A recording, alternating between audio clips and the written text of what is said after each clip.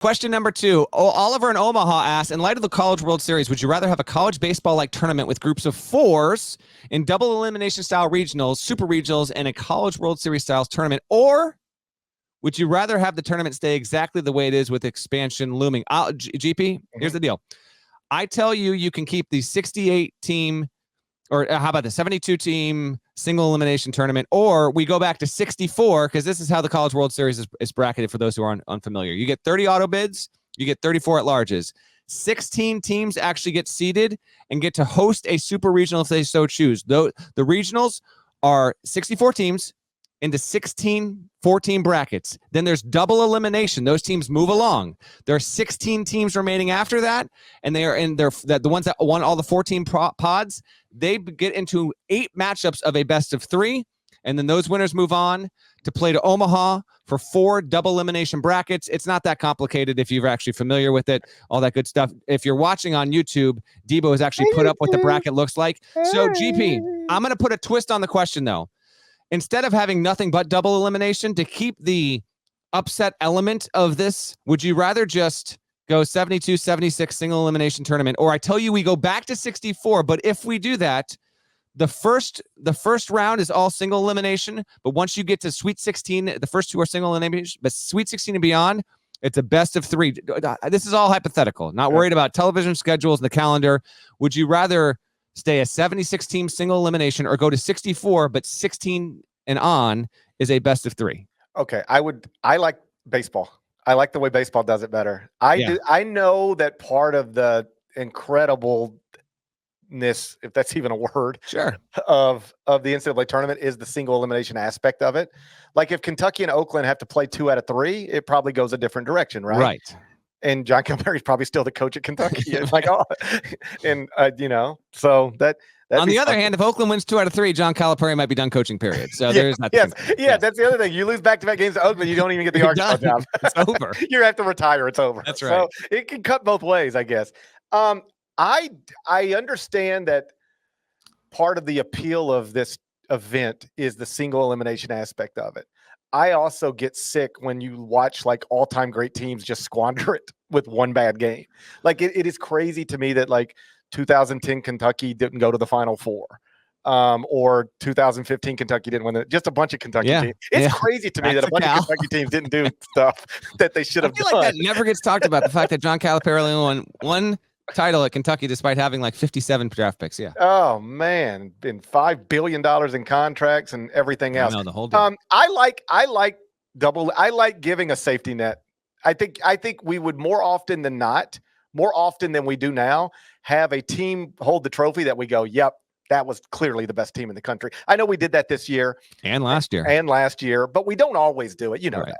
Yeah, without a doubt. If you gave me a magic wand, I would combine the both. I would say round of 34, round of 32. That's single elimination because you still get the Cinderella aspect and you still got a decent chance of looking up and having a St. Peter's like make it to the Sweet 16. But once you get to the Sweet 16, if I could do it, then it's best of 3 from here on out, and that would give you the more likely reasonable pragmatic champion because they'd have to actually earn their way. It's never going to happen, but it was a very creative question, and it's not the first time we've gotten a question like that. That's why I wanted to include it. I like the idea. I like the idea. The other thing I would like, bringing stuff to campus. Yes. Bring it. I would love to have NCAA tournament games on campuses. Because the first and second round of the NCAA tournament, it is awesome to sit in front of 4 screens and watch them. Yes. The buildings are sometimes empty. It depends on the venue. It depends on the venue.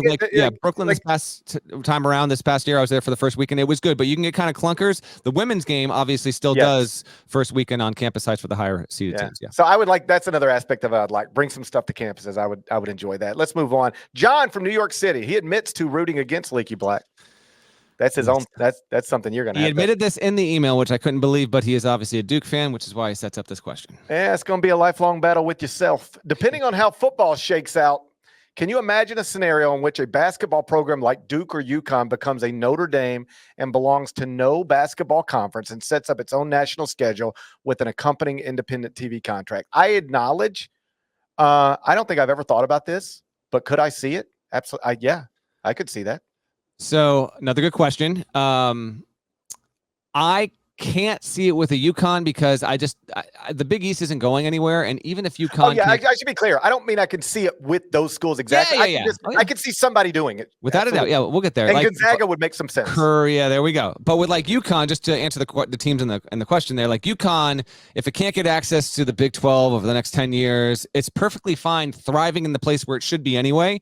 So I get that. There is concern about long-term ACC stability and what will come if and when FSU and Clemson are able to maneuver out of that conference there.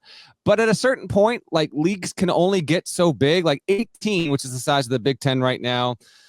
It's more of a committee than a conference. 20 would be a true joke. I bring that up to say, like, the ACC is never going to, in my opinion, it's not going to fall apart. Yes, the Pac-12 did, but you can't put 24 teams in a league. I mean, you could. It would be a complete farce. So I don't foresee the ACC completely destabilizing and falling apart. So I don't think you'd have a Duke there. However, I would say, again, hypothetical world, it would be really riveting if Duke, a school like Duke, went independent, because I think it could. And I actually think you could make a solid case for Duke going independent and making its situation better in men's basketball than necessarily having ACC affiliation, because there's nothing saying that you couldn't still annually schedule game, 2 against Carolina, get Wake, NC State in there, bring a Maryland game back in. The one thing that's the downfall, obviously, is if you're not in a conference, you don't have protected access through an automatic bid, so you have to get in as an at-large. That being said, Gonzaga is the school that applies to this more than any other one. I would love to see it for the unique factor in men's college basketball. I think Gonzaga could feasibly arrange for it. I know that Mark Few has, given passing thought to considering should this be something that we give credence to, because it has the capacity to build out a good enough schedule to do this. The problem becomes once you get into basically mid-January till March 2, 3, 4, what teams can you schedule? Who can you maneuver in? And so because of the way the conferences are getting bigger and bigger, moving around that becomes more of a challenge. However, separate to that, kind of in a vacuum, it's a fascinating idea.